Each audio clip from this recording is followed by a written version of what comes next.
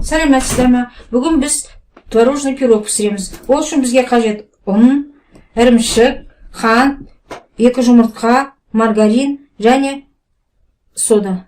2 жұмыртқаны ірімшікке жарамыз. 1 стақан қант қосамыз. Араластырамыз. 2 ас қасық қант саламыз. Және содан саламыз 1 шай қасық.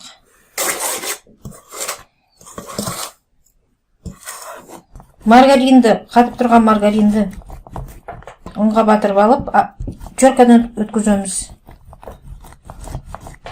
Духовканы 170 градусқа қыздырып қоямыз.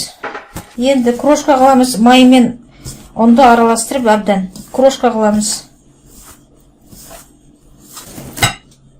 Дәміне қарай ванилин қосып жіберіңіздер. Содан 1 бөлігін противенға саламыз. Алдын ала противенді сұйық маймен майлап қоямыз. Енді біз пирогтың шетін осылай жинап қоямыз ортаға, противеннің ортасына. Сосын начинканы саламыз енді.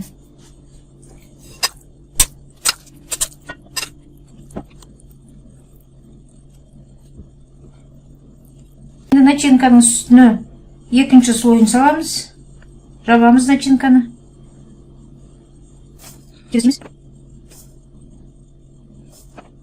Енді духовкаға қоямыз. Осындай ірімшікпен пирогымыз дайын болды. Өте жұмсақ, нәзік, өте тез пісетін пирог. Біздің каналымызға жазылыңыздар, лайк қойыңыздар, сау болыңыздар.